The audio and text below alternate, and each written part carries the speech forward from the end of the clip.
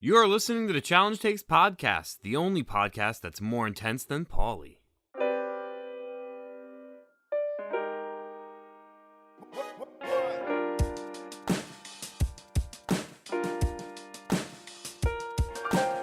Welcome to the Challenge Takes podcast, the hottest challenge takes on the internet. I'm Joe Puglisi, accompanied by Brian Smith. Ayo. This guy right here. And guess what we did today? Not watch the challenge? Well, if you guessed that, you'd be wrong, because we watched the challenge. Oh, we did. Episode 4, right? Indeed. Yeah, episode 4, Vendettas. This episode was called The Affair. You didn't catch me there. Oh, I didn't? Oh, you said Vendettas. I was looking to see I if was you... already planning on what I was going to say, which is the episode being called The Affair, because I was just thinking in my head for a second, what exactly does that allude to? Alludes to the Brittany and Chuck situation. It Took me a few seconds to wrap my head around it, but now I know. Are you referring to it took you a few seconds to wrap your head around it after the episode was over? Yes. Okay. Because I wasn't sure if you were trying to if you meant like before the episode aired. Hmm. Well, it was best episode of the season in my opinion. You so think far. so? Yeah. I think it's been right up there with Mostly just about every episode this season. It's Mostly just all just- been normal. Well, Except for the first one. the second half of the episode, and they actually get to the elimination. Or the was second hyped. one. The second one was the stinky one. I Yeah. think it's been pretty much on par with episode 1 and 3. All right, that's your opinion. But we finally got some intense action, as you alluded to in the opening. Yeah. We sure did in that regard. But I got a bone to pick with this season, and I think I talked about it last week. And it's just how extra production is right now. And really this is brutal. This season is moving in slow motion to the highest degree. Yep, and then we're going to get another Purge next episode. And I'm sure you're loving it, but I'm not. This is going to be an 18 episode season. It's a marathon, not a sprint. Including reunion. Yep. That's absolute bullcrap. Dirty 30 was freaking sucks. 17 episodes. This sucks. I don't mind it. More challenge, the better for me. This is terrible. I disagree. This is so slow. Nothing happens in the grand scheme of every episode. It's all gonna come. Brian, back can around you give me an overview of what happened episode 3? Just like, nutshell it. There was Cara and Kyle stuff. There was Redemption House fight. There was the revealing of the format for the elimination, and there was the elimination. Cool. What happened? Give me a rundown of like a basic episode of Rivals 1. Oh God. This is a hard question to ask. If you think you can Episode do 1, it. they revealed the teams. They had a challenge. They had an elimination. They had Mike showing up. They had Ty or Adam punch Ty. Don't call me a guy, Ty. I think what other than that, they're just basic house stuff. That was the first episode of Rivals 1. Now, not only did you name more things that happened in that episode than what happened in the episode of Final Reckoning that happened last week, but there were almost every one of those was like more like crucial, except for like Mike showing up. Yeah. But like, don't go the fight, like challenge, elimination. But like, again, it's different now. All I'm saying is It's slow motion, man. It's twice as long as that. See, that season only 10 episodes. This is 18. Yeah, and there's so many it's production things going on. I would say it's anywhere from 5 to 8 episodes too long. No, there's no way with all these production twists and whatnot that is happening. It would be long regardless. Well, maybe they could, simplify it a little bit. They don't need to. It's such a cash. Putting out 18 episodes. You know how many commercials that is? You know how much Yeah, money they're making a lot of money, and it's pissing me off. Not that they're making money per se. They're pissing me off what I get in return because they're making money. I don't care that they're making money. That's a good thing because that means that the show's going to continue. Yeah. But what I have to receive for them to, reach that goal, I am not a fan of. And this has been brutal. I'm telling you, it's going to pick up. I don't believe that, It's gonna actually. pick up. I just don't believe that. Well, when you get less people in the house, there's less stuff to focus on in the house and less stuff that isn't really particularly relevant to the game, like I mean, Chuck and Brittany's, I guess, ended up tying in there, but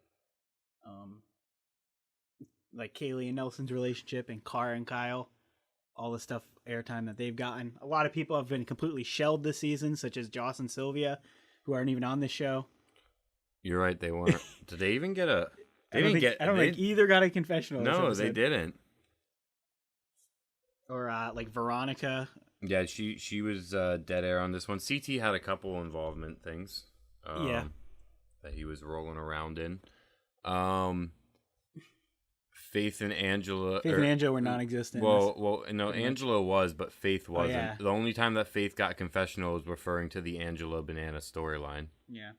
And, that's coming off of Faith having like a reasonable sized role last episode. And you know why these so much Paulie and Natalie in these first 4 episodes, which it makes sense why that is, because considering they're now going to be going off to Redemption House for who knows how long before the second redemption happens. So, Well, yeah. So, I think we're about to get into it, but before we do, we're gonna lay down the law real quick, and then we're probably gonna say it at the end of the episode. But there will most likely to almost certainly not be an episode next week, or there will be an episode, a challenge episode. There will not be a podcast next week because Brian will be on vacation and I will be on, I guess, a mini vacation of my own. I'm really just like a half a town over. Yeah. But I will not be at my house for like a week. Would you even watch the episode on your own? You wait till I get back. It depends on how much free time I have. I don't know if I'm going to be super busy or not. We will see. I know you're going to watch the video regardless. You're going to find time out there. Yeah. But yeah, so that means 2 weeks from now, we're probably going to do a double episode. And so that might be, I don't know if that's going to be extra long or if we're going to attempt to like really breeze the episodes to still fit it into like an hour or so. We'll see. We will see. So we are going to move into the episode. So the first half of this episode was brutally boring for the sole purpose of like, I don't like to complain too much, but they got to stop with this constant switching between the Redemption House and the main house. Like you can just show all the clips from the Redemption and then show all the clips from the main house. Don't keep switching back and forth every minute and a half to 2 minutes. Because it just makes everything not seem like as important. I disagree with that. Really? You'd rather them switch back and forth every 2 seconds? Yeah, it's just how sequencing works. It just doesn't make any sense to me. Like you I guess it makes sense, but like it's just annoying as a viewer because like you're focusing on a Redemption House where one. I think you're missing a point of how would it make sense. Now imagine. You're saying you'd rather have all of the Redemption House footage at once. Well, like real quick. Now, just imagine that in practice. Just imagine all these clips that happened this episode in a row. They would jump like way too much, like in terms of like their time and their meaning. You need something to break them up. You need like some sort of barrier, and this buffer of the big house with its different angles helps. I guess this was an episode dedicated to redemption, so I guess it makes sense for this one in particular. But like I don't really hope this isn't something that. I mean, the last episode they only cut to it once. Well, so. Yeah, I'm gonna say I think this is a non-factor because this was a Redemption House episode, and even in Dirty 30, that's exactly what they did too. On Redemption House episodes, they got a lot of screen time. Yeah, and then every other one they just did one quick. They had one, maybe two, and that's what they've done so far this season. I think it's a non-factor. It's just something that annoyed me this episode because especially when I'm trying to not note down what's happening, like and nothing important's happening because I will say though it was cutting quicker than it ever has. Yeah, so in Dirty 30 or this season, something that we've never seen before. Yeah. So it started off with Kyle was Cara, who got almost no screen time in this episode. Thank God, because we've seen way too much of her so far. I don't know about that.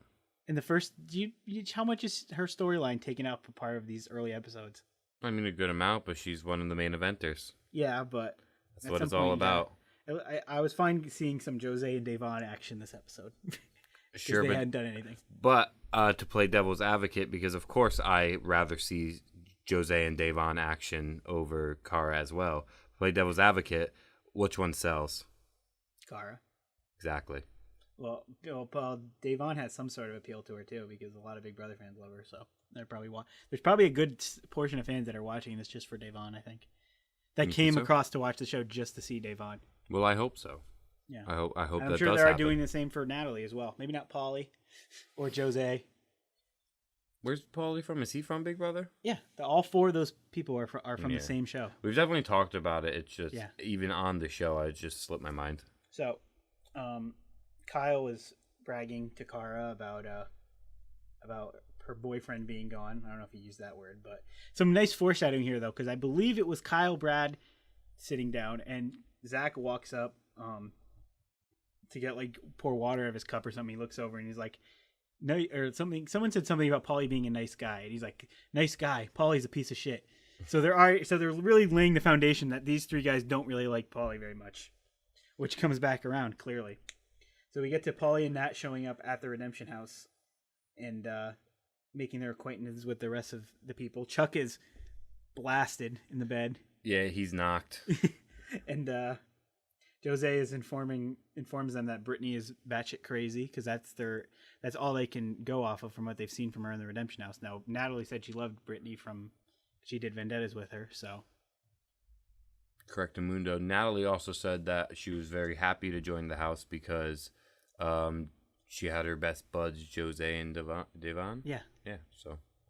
Again, that Big Brother alliance. Coming through. Just those two teams, though, and they're not. I wouldn't call either of them a particularly strong team. So it's not.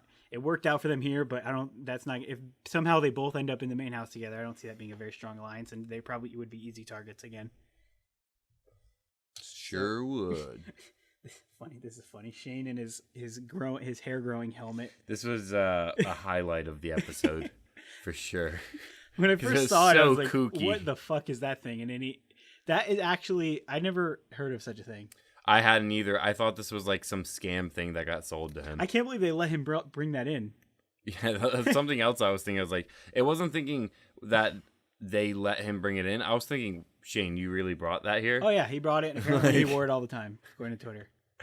That's I really can't believe funny. they check the bags for stuff like that, and I'm surprised. Do they? Yeah, they go through, or if they see something in the house, so what they'll do is when people go out to challenges or they leave the house, they'll go around and try to find stuff that people shouldn't have, or if people are trying to hide stuff like the phones or books or stuff, and they'll take them from Well, they're people. allowed to have cell phones, aren't they? No, they're not. They're not allowed to have a cell phone. No, of course they're not. They're not allowed to have any communication. The only thing they have is that 5 minutes or 10 minutes they get to go call somebody, which is once a week. Okay, I thought that they were still allowed to text their mommy. No. They just had to follow certain restrictions. No phones. All right, Phones get confiscated, and no books. Nothing that you could use for your entertainment directly. I mean, there's stuff that you can mess around with. People brought water balloons. So the black the infamous black dildo from Rivals 1. Yeah. They brought some weird stuff. What are there any stories that I don't know of weird things that people have tried to snuggle? Oh yeah, Camilla tried to hide her phone once. I think Johnny cut a hole in his mattress and hid a phone in there, and they found it.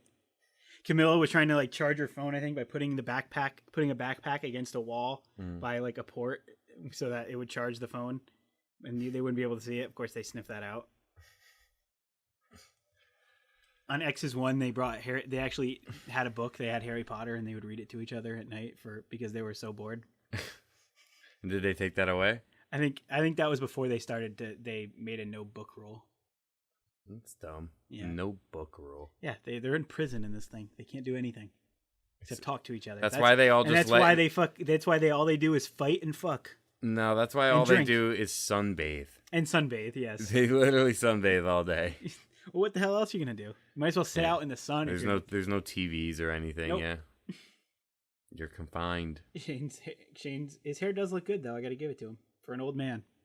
Yeah, and while he was criticizing, it's funny too because he acknowledges how he's being a hypocrite in these situations. I made fun of Kyle for his hair plugs, but I'm also getting my hair done in a somewhat unnatural way. And he's also gotten Botox injections and has admitted like after seeing Angela and Kyle's amazing transformations. That's what he tweeted out like last week when he got more Botox. This guy. I mean, he's being self-aware, so yeah. Brad is the hell with it. Yeah, he's funny. Brad is he's sad. Well, he admits that he's sad about Brittany being gone. He's trying not to get too upset because he doesn't want it to affect his game. Because Brad and Kyle and Zach both play a completely different game with their girlfriends in and out of the house, and they act completely differently. I would think. Because like Zach would just hang around with Jen all the time. We saw it on Invasion, but now he has to actually talk and hang out with other people. Truth. Including his partner. And I mean, I think that's a good thing. That they can't be like confined or locked up to these situations for either partner. Say if it was the girls in and the guys out of the main house. Yeah. But they're both on good teams, so they shouldn't worry. But I think all four of those people have strong allies. So regardless of which two landed in the house, they were going to be able to work it out, talk with some people, get some stuff done. Or I guess except Jenna doesn't have the strongest allies. Jenna always goes far. Yeah, well, she doesn't have strong allies besides Zach. Just keeping her as a layup. Zach. Well, just people keeping her as a layup. Yeah. Which Jemmy's also mastered. So. Yeah, well, I mean, she's the queen of it. Yeah. I mean, it depends on how you want to put it. Does she have a strong alliance besides Zach? No. But is she going to get far? Yes. Yeah. And it just depends on how you weigh that. Like, do you weigh going far as being good at the game? Which I mean, I guess it depends. Context is everything for those. I guess it does because, as we just said, Jemmy, it's like an art form with Jemmy.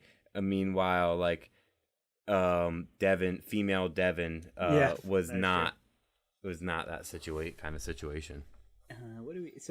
Chuck, go back to the Redemption House. Chuck takes Brittany out for a conversation outside where they reconcile a bit, and we get to this scene where Paulie sees them having this conversation through the window while brushing his teeth, really getting in those gums there.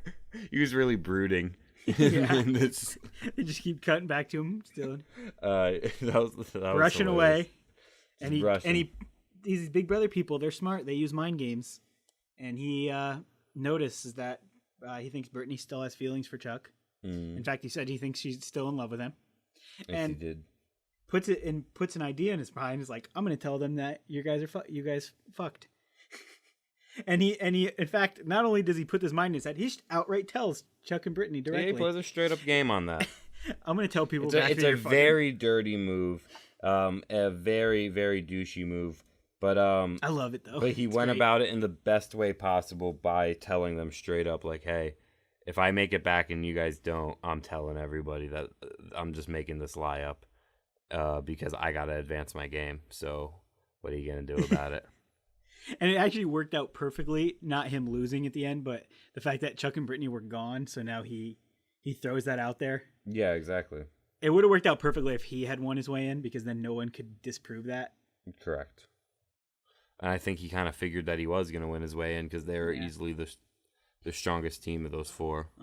There was a funny scene where Zach, CT, and Bananas are talking to Kaylee about sexual terms, I guess you can say. Yeah, Nelson, they were pretty obvious ones too, like pretty straight up normal ones, and she was very oblivious. And this I did not know. Nelson actually went to UK straight from Prague after getting eliminated, and in the worst way possible, as we remember. Oh, yeah. Nelly, you're going home. You're going home, Nelly. Nelly, you gotta go. You gotta go. So I didn't know he did this, and Kaylee said he egged her house. So clearly that visit did not go well. I completely missed any substance of. I was watching this, and like I clearly missed like one or two lines that were important because I was sitting here watching like their conversations, their personal sit down, and when she was talking to the guys, and I was wondering, okay, he went to go see Kaylee.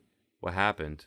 They haven't said anything about what happened, and then it got through the entire episode. And I went, "What the hell happened? I clearly missed that." Yeah, and they had their issues clearly. And they were fighting at the reunion over via satellite, of course. And Bananas with a very fair assessment that he thinks Nelson actually does have feelings for Kaylee, while Kaylee is more so just using her for game purposes because Nelson is a good player and she's pretty much a layup. I mean, maybe not this season with the team that she's on, but not the best competitor, obviously. So it does benefit her game to align herself with someone. Yeah, like and Nelson. I think that is a likely scenario, for better or for worse. But because it clearly didn't work out in real life when Nelson went to try to visit her. Yeah, and she still keeps stringing him along because he keeps falling for it. So, you know, you do you, girl. You're trying to win $1 million. Yeah. So again, Zach trying to give relationship advice to Nelson, which is pretty funny. Yeah, the only thing is, unfortunately, it makes Nelson just look like a complete buffoon. Well, Nelson said Zach said something about how his feelings for Jenna, and then Kaylee tried to compare that to his feeling, or Nelson tried to compare that to his feelings for Kaylee. Yeah. After knowing her for 3 weeks in the challenge house versus Jenna and Zach. Wall clearly has had some major fallouts that we've seen. Still is 3+ years now that they've been together on and off. So heard much? It's pretty funny for him to make that comparison. Yeah, it was his relationship with Kaylee does not hold a candle to what Zach and Jenna's relationship has been in terms of time and experience. But you know, he's gonna do whatever he wants, so maybe you should just, you know, kind of deal with it, because that's what we're gonna get. And speaking of getting it, Nelly, I've heard from you, tried to get some. Oh yeah. Maybe today, or maybe just the news got revealed today? It happened today. It did happen today. So for those of you who are not aware, you're certain it happened today, not just that it did happen today. Okay, it happened today. Kaylee and Nelson have been kind of on and off since the show ended. By the way, today is July 31st. Have been kind of on and off since the show ended. I'm pretty sure Nelson cheated on her with a stripper at some point, or hooked up with a stripper while... Does not surprise me. While they were supposedly together, kind of, even though she's in a different country. Nelly. But they reconciled again, and Nelson went to the UK to visit her and Joss, because Joss is his boy. And Kaylee and Joss, both live in London or in the area. So, and it was starting out well. 2 days ago, they were posting stuff together, but something happened today. I'm not gonna say for sure what led to this, because it's still a lot of he said, she said right now, but it ended up with Nelson having his clothes thrown out of the apartment. Ironic, isn't it? And also getting a busted lip from Kaylee. So unfortunate situation there. Yeah, something went wrong. Something went sour in the UK. They're just toxic, man. And the deets will come out eventually, but for now... Will they, though? I feel like people don't like Nelson. I don't think Nelson would put out that much. You feel like people just don't care? No, I just don't think the only people that would say anything about it are those two people. Kaylee or Nelson would have to speak on it, and I don't think either of them will. I don't think any of them are going to speak on it truthfully. No, I think you're just going to have to take their he said, she said, and just kind of form the middle ground from it. Yeah. So, I mean, Nelson did whatever to make her mad, set her off like that. So, I mean, it sucks. I hope both of them need to stay away from each other. That's the only takeaway I got from this. Yep. So it's pretty, although again, coinciding perfectly with the episode tonight, where it's been 4 episodes now, and we're just now getting into a situation. We're just now getting into a situation where we have Kaylee and Nelson together talking, when it could have happened the last 3, but they didn't show it till now, which is exactly when this fight happened between them in real life on the exact same day. So, we also got Shane and Bananas had a little riff there. I guess some actual political talk in the game. Imagine that. Shane wanting to... Yeah, this was a real segment. Yeah. This wasn't just like filibuster, bull crap. And typical Bananas being a whiny brat about somebody else wanting to target him in the game. Yeah, he was coming off a little bratty, and he voted for Shane too. So yeah, he did. He was being a little upset about a situation, and he was pointing fingers instead of looking at himself. Mm-hmm. I'm not like, I'm not doing this because like, oh, I like Shane more than Bananas or something. It just this wasn't like the fight to pick for Bananas, because it just kind of looked and like Kyle's the onto loser him here. too. Yeah, Kyle was very onto him. And he said something really smart here, about like that he learned that you got to pull the trigger on Bananas early, because if you don't, Bananas is gonna pull the trigger on you, and that is absolutely right. I've never heard someone say it that way, and that's exactly what you need to do. Shane has had his issues with Kyle in the past, but if he can get on the same page with him, those are the three male teams. Mm-hmm. So if Shane and Nelson can get on the same page to try to get Tony and Bananas out.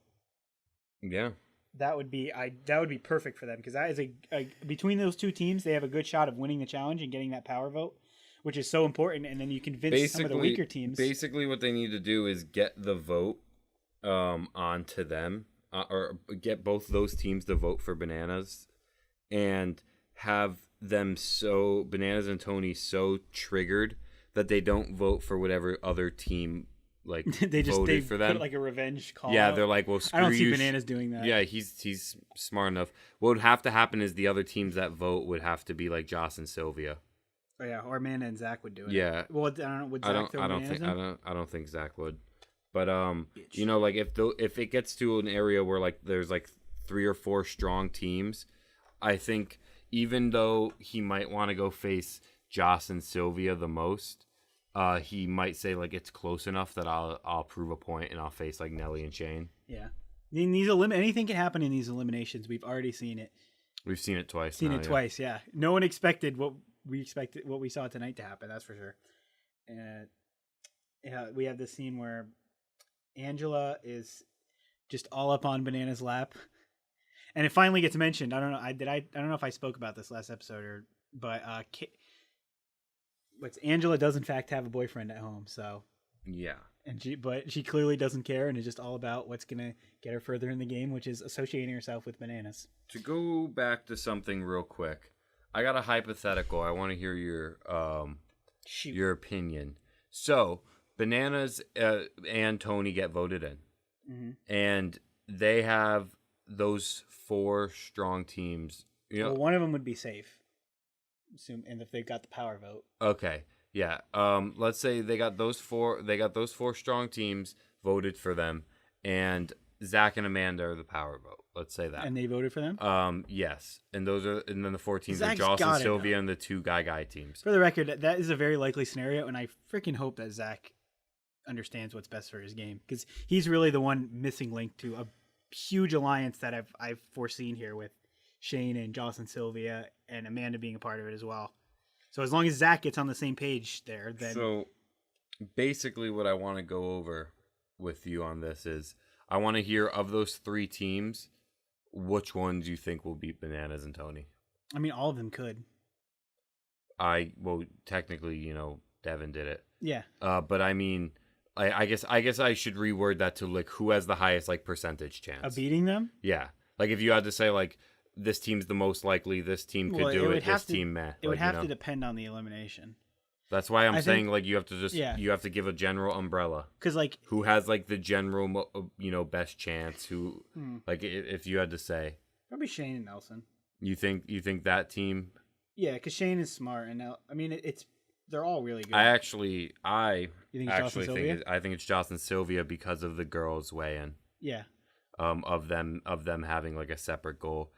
If it ends up being something that didn't get play tested enough and it causes like a huge advantage, it's going to be an easy win. Because Sylvia is the stronger girl between her and Amanda. No, I'm talking about this is facing Bananas. Oh, yeah. Well, and Tony. You have to face both of them. Yes. So like, what if it's like the band thing that has nothing to do with Amanda though, because Amanda is safe. Zach and Amanda are the power couple. So you're talking about Shane and Nelson. Oh, Brad and Kyle. Okay. Yes, Brad and Kyle. Yeah. I'd say Shane and Nelson. You think that's I'd go with Joss and Sylvia, but honestly, I think all three of those teams can be absolutely And up in Kyle's the air. never been in elimination, so All four of those teams really. yeah. Like, This is absolutely by no means a runaway bananas season. No one should be thinking those that. 5 total teams that were mentioned in this conversation are all interchangeable in a way. Like You think they're all in the mix here? The elimination could go either way depending on the elimination, depending on the pairing of like how a girl's similar competition is weighed in the elimination. And what I said last week about Cam, you could throw Cam and Kaylee in there too, because you never know what the thing's going to be, and they could step up and go big. They again. really could. Yeah, exactly. They really could. This elimination format is weird, but I love the fact that it's anything can happen in these things. Honestly, that's a really interesting thing to bring up. I think given the right circumstances, almost any team. Cam and Kaylee could beat Zach and Amanda. I think any team could beat any team. How good is Amanda at puzzles? She's really good. Okay, because I was gonna say, Zach and Amanda would have killed that challenge last. Yeah, week. I was gonna say that Cam and Kaylee could have potentially beat them in that challenge. They still could have because, well, I guess it would depend on how good Zach would have done on the. He would have murdered it. You think so? He would have done better than Paulie. Because Amanda didn't. I don't think Amanda would have needed to been coached, whereas Kaylee needed to be coached. Yeah. So. Because I think they would have got the upper hand, just because Zach's a beast. He would have. It didn't matter how many tethers you were going to hold on that guy. He was going to maul it. Mm-hmm. But it didn't happen. So we're really just throwing stones. Well, like at I said, wall anyone here. can be anyone in this thing. I honestly believe that. I think so too. I think we're except for Derek and Tori, because Derek is so bad. Yeah, he's terrible. Because I would say CT and Veronica, you can't count out CT in anything. Angela and Faith are just such wild cards that I could see them going in there and randomly doing good. Yeah, there is one. Jose and Davon are wild cards at this point. Yeah. We've seen 2 upsets. We're currently 2 for 2 on elimination upsets. And I mean, it depends on how strong did you think Natalie and Paulie were? Do you think they were actually a strong team that could made I think Natalie last season proved that she was a good Well, Paulie hasn't yet to really show. I mean, last week with the bands just wasn't his thing, and this week it was really all Natalie's fault. So yeah, we're skipping way ahead here. We might as well just quickly gloss over this. Zach said something about Bananas always doing the same thing with the rookies, which is something I brought up last week, how that pool scene with them was exactly the same as Natalie. Yeah, Zach read your script. He's pulling a rookie girl in again because he's really fixing for an ally of someone that he can trust. And these rookie girls are pretty easy to manipulate. And they see Johnny as this big face, so they want to work with him, They want to be on his side. Correctamundo. Man. Faith really had the hard part because she went with Kyle, and that worked out great for her too. Honestly, right now, what I've been realizing the past couple episodes, I don't know why I haven't said it, is if you're anybody new coming into the game, hook up with somebody. No, just let it happen. If you're anybody new coming into the game, just head to Kyle. It doesn't matter if you're a guy or girl, because whatever Kyle touches turns to gold. That is true. That's a good point. Everything he does everything right. Yeah. Seemingly. He wanted Paulie out. He got Paulie out. He has not tripped up yet in his season in a couple episodes. Yeah. So that's really just go to Kyle. This guy is a playmaker. And last season too, even there's some people who think that because Cara won the season and is obviously a big face of the show, that she drug him along. But even Cara admitted herself that Kyle was the one really bringing her along in the game and helping her out, because he was the one who was putting in work in the challenges more than she was for the most part. It ended up helping him at the end because she saved him on the last elimination.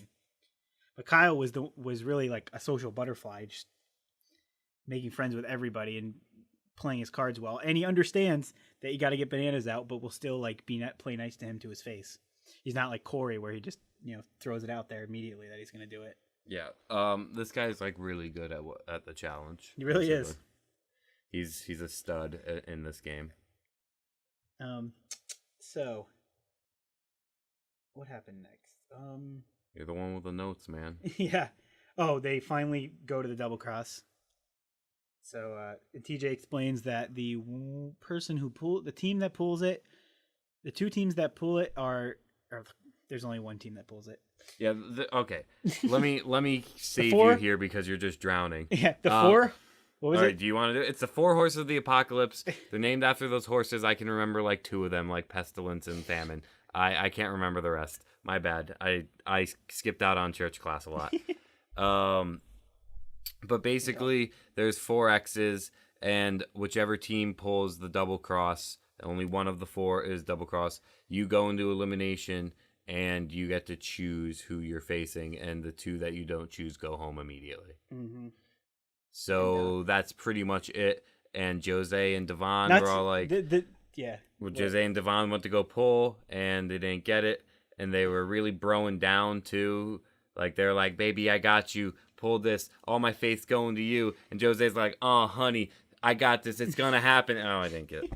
I was going to say, though, that if they were going to rig an outcome for this, this is absolutely the outcome they wanted. I doubt they didn't actually rig it, and there's no because it's just a random draw. Mm-hmm. Because there's no way you can really do that. But this is absolutely the outcome they wanted, I think, for television purposes, was Paulie and Natalie pulling it. For sure. Because once they pull it, it's just a guarantee. There's literally no way they're not picking Jose and Devon because Paulie is against 2 of those girls on the opposing teams, and that team is Natalie's 2 best friends. So what better as a friendly gesture to say, like, hey, you're my buds. We're going to go mano-a-mano. Let's see who gets back. And he could have said it that way. He absolutely could have. But instead, Paulie, instead of saying exactly that, and when choosing in front of the entire cast, saying, Natalie and me are allied with these 2 fine lady and lad here, and we would like to see the best man or man and woman win. He decided to go with, I don't like you, and yo bitches gotta go. And that's exactly what he did, and he sent he sent Brad and Zach's girls packing. It worked out. It couldn't have worked out any better, honestly. And this got a lot of heat, and this got a lot of heat from the audience, which would be the cast members, and it also got a lot of heat to him. He was hyped and ready for this challenge. Yeah. This got him going. And this is easily the most exciting of the season has been. At this point, when he says this. And honestly, just to jump to my final opinion, I should probably just save this to the end, but it doesn't really matter. Throughout these last few minutes, Paulie is just a hype machine, and sorry, I don't give a damn. I dig it, dude. Like I am all on the Paulie Natalie train right now. You weren't last week. I know. Now you I are. mean, I still don't care for Natalie, but the problem is now that she's separated from the house, like her shenanigans can't be that bad, and I can just like get the brooding Paulie. The best part of it is Paulie's like such a good supportive teammate to her, while also being like just a total asshole to everybody else. Yeah, like I'm absolutely digging this dude right now. I'm down for Paulie's game, and as I just said, with Natalie not being in the main house, she is much more bearable.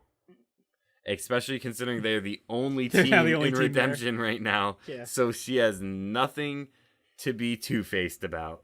Yep. So Brad and Kyle not happy, and they were shouting at them throughout the challenge. Certainly were.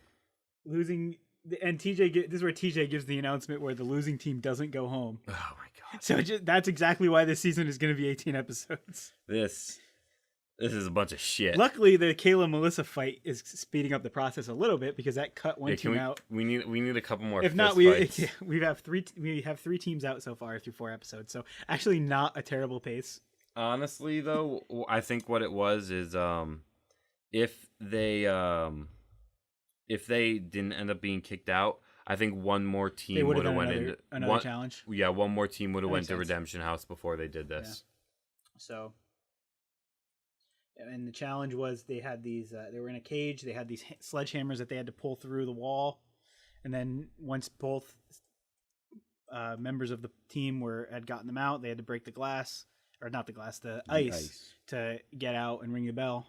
Yes, and it was, I believe you did say it right there. I'm like 99.9% sure you did. But yeah, you had to, both teammates had to pull out your sludge. You could not pull yours out, break the ice, and then like wait for your other teammate to do it and then jump through the hole. You had to sit there and wait until both teammates pulled it out before the ice breaking could commence. So Paulie destroys it and gets it out in pretty fast. Very quickly. As we said, he was hype. Yeah, he really was. The hype bro was Jose real. eventually gets his out. So it basically comes down to this Davon versus Natalie in pulling this sledgehammer. And they were really yanking. They were trying.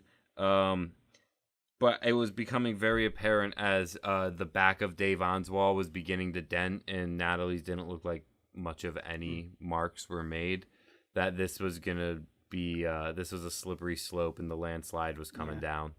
And that's exactly what happened. What I can say is that Natalie didn't give up and she was literally pulling at that wall while they were like walking to ring the bell. And Davon got it through the tiniest of, she made the tiniest of hole and she kind of bent the sledgehammer down and pulled it through the top part. Exactly. And you know, that's she broke through the bottom piece and, you know, or the top, I don't know. She broke a hole and she got that through and then she just said, "Yo, Jose, just hit that ice, man. You know, you do your thing." Mm-hmm. And that's exactly what they did. She just let him go at it because honestly, let one person go after the ice. If you're both swinging sludges at that, someone's going to get hurt. Oh, yeah. Good idea to let one person swing at that. Otherwise, someone was taking a sledgehammer injury and not at the hands of Triple H. And after Paulie loses, immediately Brad yells at him, he's like, "Get that diaper change." And they're all just going off on him, and he's not backing down. No. He says something to Kyle to piss him off, and Kyle I don't remember what steps it was. down and starts like threatening him, and then Brad gets in, and then all of a sudden Zach gets involved, and all the while like all the girls in the background are like jumping around, getting excited because they like it when the men fight. Mm-hmm. This is a very rare, like you will see a lot of like multi women cat fights go on the challenge, but it's very rare that you'll see like a complete bro down that's more than two people.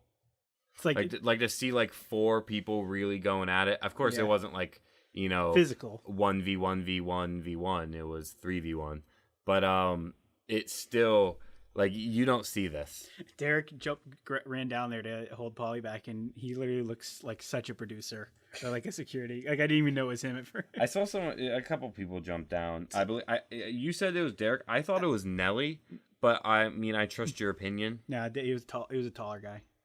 I just knew people were holding people back up on the stage, grabbing Paulie. Even Davon was getting into it. She was throwing up the X. Well, after that, Brad and Zach have a funny duo confessional.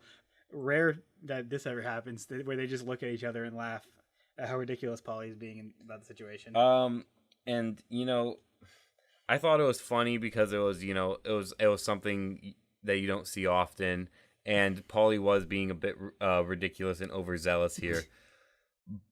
But they don't got much to laugh at. Paulie's kind of won here. He won like 9 out of 10 of his things that he needed to do. The 10 out of 10 would be if he got in the house so no one could tell the truth of his lie. But he got rid of like the girls. He got into their heads, and then he escaped to a house where they can't get to him. That's true. Yeah. Like, he won. He really did, and these two guys are laughing it off. Like, he did some damage to the these thing dudes. is he's going to have to get lucky with another pull, or hope that maybe Jose and Davon get eliminated again, and then they come back, and then they pull it and save them. Round 2. I can see it. That'll be fun. I better hope it's them, because I don't see any other team saving them at this point if in that double cross pull. And it's fair to speculate on that because we know that they're going to be there for the next one. Could you potentially let me run this past you, see if this would work? This is a bold strategy. Do you think Jose and Davon could run a strategy where they say, if you guys vote us in, and you run the risk of sending us to the Redemption House, who are allies with Natalie and Paulie, which will give a guarantee like that a 50% chance. that is actually a good point. A 50% chance that that Paulie and Natalie will be in the elimination to potentially come back again. That is a good point, and you can pull it right away, because then it's like, oh, what if you get eliminated? That lowers your chances of coming back in that double cross pool. Exactly. I think That's a great point. I think that if they think about that and they play that game, that people might not want to risk sending them to Redemption. Which is why, even though this double cross thing doesn't make a lot of sense and is pretty stupid, that teams get eliminated without actually getting a chance to compete, it does add a lot of strategy to the mix, as you just explained. It makes perfect sense to do something like that, showing up that we're a tight-knit group in this Redemption House, and if we pull it, we're obviously going to save each other, so you don't want us to be there together. Mm-hmm. Even though it's two teams that aren't that great. Yeah. So we started kind of jumping around on this elimination. Let me just give you a quick breeze to the end of the episode. We talked about what happened in the elimination and then the fighting. Oh, I didn't mention that Zach, or what Paulie said. Yeah, that's what you were getting? That's what I was getting to, just to clarify that Paulie did bring back what he said earlier to Brittany and Chuck, and said that he was going to lie about them having sexual interactions with each other at the Redemption House to Brad.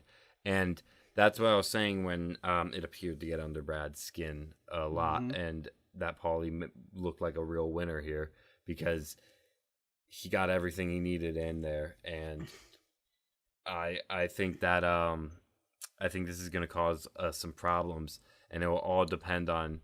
I think it all now, oddly enough, somehow is hanging in the balance on what Jose and Davon say. And I could easily see them going along with it. It makes what reason would they have to not do it? You get in you psych out like one of the best players in the game right now. I can see one reason. I don't see either of them why neither of them really cared for Brittany. The one reason I see is when the truth comes out, whether it's this season or say in the off season or whatever it may be. It's coming out now. Yeah, exactly. Whether it's coming out, the truth is coming out, right now, or Paulie and Natalie come back later in the season and say like, oh yeah, we were lying the whole time, or whatever. If the truth comes out, which eventually it will because it came out tonight, at the very latest it took until July 31st. If they ever get casted again, teams are going to remember that. Someone like Brad's going to remember that these people lied to him. And that's the thing though with these Big Brother people is their Big Brother's only a 1-season game. Mm-hmm. So like they might not be thinking that far ahead, and they're rookies. Rookies don't always think that far ahead either. Yeah, because you got to make your name. Sometimes you just gotta play. Yeah, like you got to live in the now. If you actually think, how many people realistically think they have a good shot at winning the game? I mean, you just want to do it. Believe in yourself. Yeah, believe in yourself, but you also want to make sure you make what's the most entertaining television as possible. So you get a callback, so you get a career potentially. Exactly. So that's why they would do it, and I think they will do it. It makes perfect sense for them, especially since they didn't like Brittany. So yeah, they got to think this through. Hopefully, they don't get asked on the walk back to the house before they have time to like think over like the strategy behind not telling or telling. Mm-hmm. Because I think that they need to ponder this decision because it can make or break. It's pretty crazy how Jose and Devon have suddenly became like the most important team in the house right now. Yeah, because they're holding the balance. The team that got eliminated. They're holding the balance of like an extremely strong team stability. Yeah, and they haven't even brought up the fact that that Zach and Amanda directly sent them there, and now they're back in the house, and they haven't really played up a revenge angle at all. Maybe they'll do that at some point. They probably just not that they didn't have enough time. I don't know if Zach and Amanda view them as threats because they're clearly a much weaker team than them. But like I said, anything can happen in this game, especially with these janky eliminations. You never know. So. You never know. So does that do it for the episode, or we got anything else? There is the next time on. The next time on, it looked like Tony Bananas getting into it, but I honestly don't buy that as being real. Honestly, something I wanted to talk about is that there's going to be a purge, it sounds like, next week. Yeah. And we talked about a lot of strategy about Jose and Davon. Oh, that could kill I, it though. I have a sinking feeling they're just gonna like come in last and get purged out. Well, that would be an interesting, but I think that would make the next redemption extremely interesting if they got back sent there again, which very likely could happen. They would, but all those angles that we talked about I know. are out the window. The only angle that would still exist is a high chance of Paulie and Natalie or Jose and Davon returning.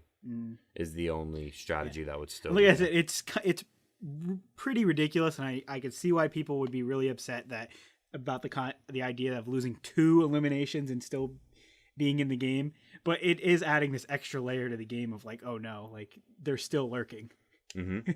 And I think that idea of them losing twice is going to bring us into the sauna because I have a hot take related to that. I kind of do too. Uh-oh. Yeah. We didn't discuss our hot takes. I wonder if we have the same one.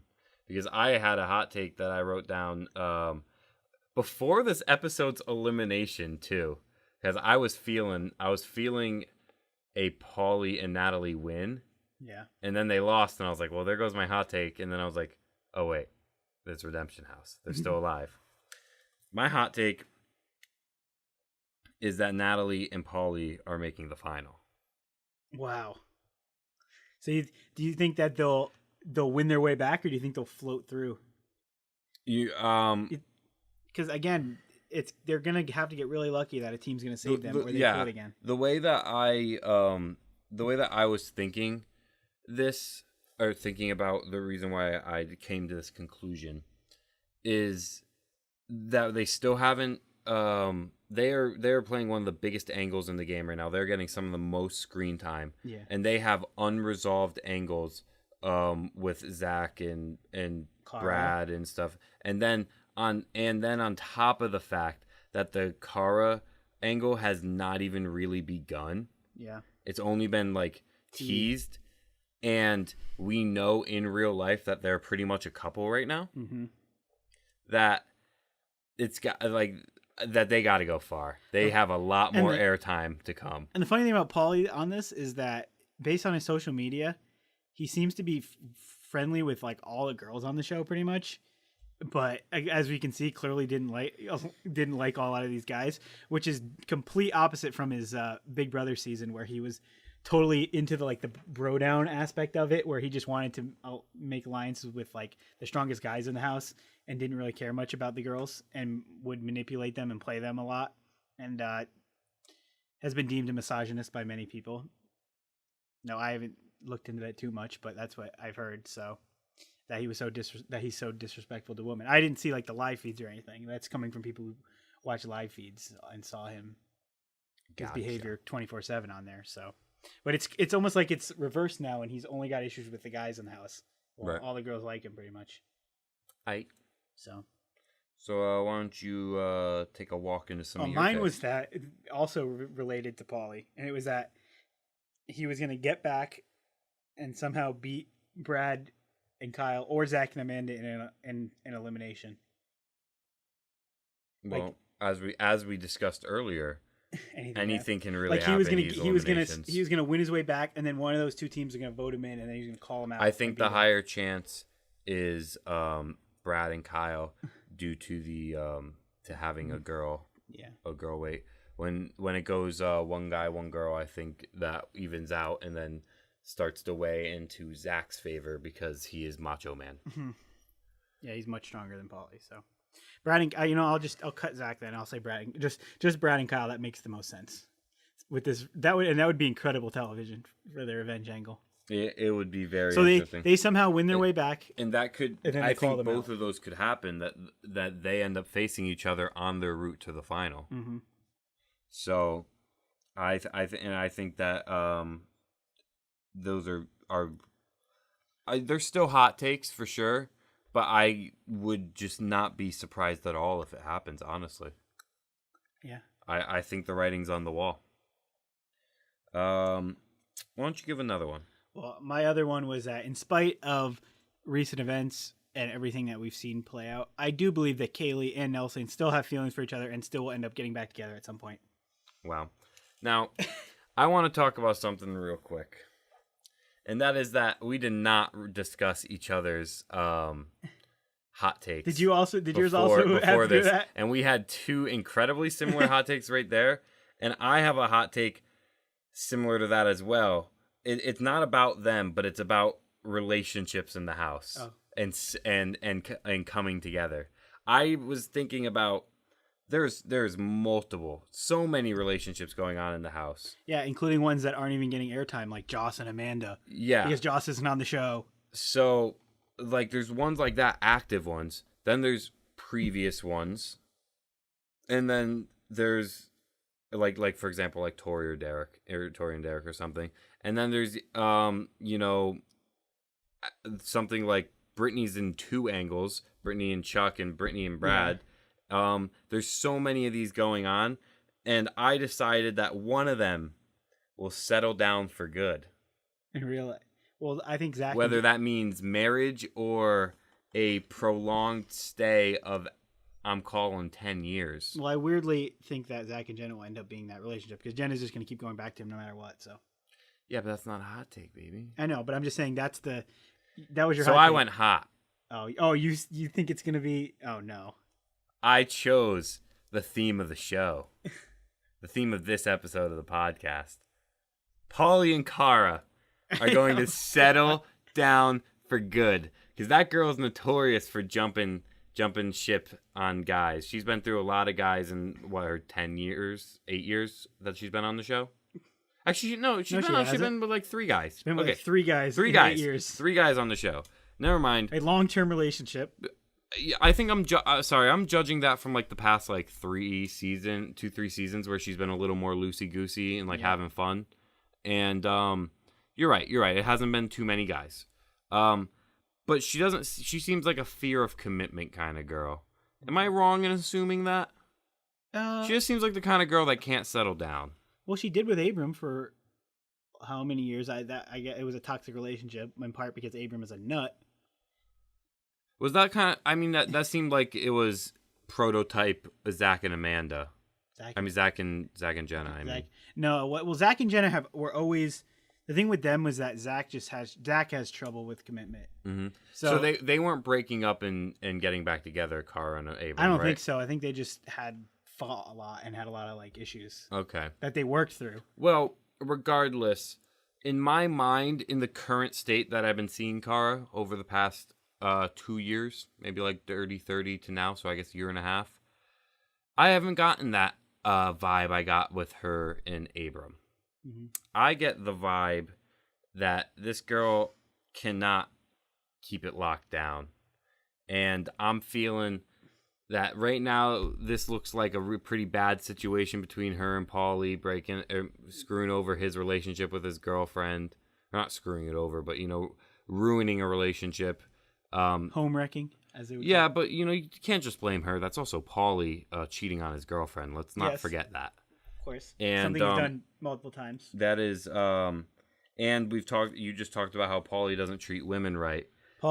This doesn't seem like a match that's gonna make it. But I'm calling it that these two are gonna be together for a long time. I'm almost certain that's not gonna happen. And if more likely, I'm not even convinced they're in an actual relationship. I'm not either, but I've decided. I think they're just friends with benefits or fuck buddies, whatever you want to call them. Because as Cara said, they're sexually compatible. What that means, I have no idea. Maybe Paulie's into getting pegged or something. But I could see it. I think them saying that they're actually in a relationship is just for press. Paulie can't handle being in a relationship. He literally said on X on the Beach, tried to explain him cheating as a relationship overlap. This is why I didn't know much when I was making it. I didn't know these backstory things, but I kind of have a sinking feeling that they existed. And throughout the course of this podcast, you've only filled in the blanks of my hot take. And it's making it even more and more unlikely, but you got to stick to your guns. And my surprise to the fact that all 4 of our hot takes were heavily connected. Yeah. I forgot to mention that was going to be the bombshell. I did look over. Well, this was a Pauliesode, including all of our hot takes. This really was a Pauliesode. Yeah. And it was a Pauliesode in disguise, though. There was a lot of other stuff going on, but as we reviewed it, honestly, those were the biggest takeaways. This was our first single character sode of the season. We had a couple Tony sodes last season. We had a Natalie sode, didn't we? We've had a couple Natalie sodes now. Yeah. But I think that this is the first sode of Final Reckoning. The first, like, where it was like almost all on like one person just doing everything. Well, I think that's what was interesting, because this, as I said earlier, this was a sode in disguise. Watching it live, I didn't feel like it was a Pauliesode, but reviewing it, it was a total Pauliesode. For the record, those who don't know this reference here, I believe we were origins begin with the fact that even since like Rivals 3, Tony every season has been given at least one episode fully dedicated to his antics. Yeah. The first episode of Bloodlines, when he comes in and immediately hooks up with Christina and fights with his brother. Oh yeah, I said Rivals 3, but yeah, that was his rookie season. Yeah, right from the start. Tony's first ever episode was a Tony-sode. Yes, it was.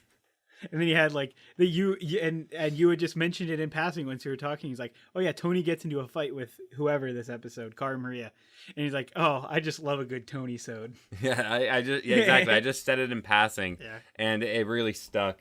And then we started using it for more people, because that's really what it is.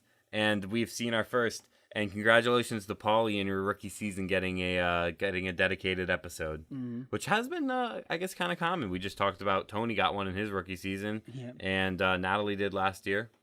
But I have a feeling somewhere in Invasion, I'm sure there was like a Corey-sode or something. Was there? Not really. Was there a Tony-sode? No, Tony. That was a quiet Tony season, to be honest. Yeah, he was a good boy that season. I'm trying to think of any sodes from Invasion. Yeah, I think Invasion was like a pretty mixed. Yeah, they really gave it. It's because when Banana's not there hogging everyone's camera time. True. It makes it easier. But the sodes are out there, and you got to look out for them.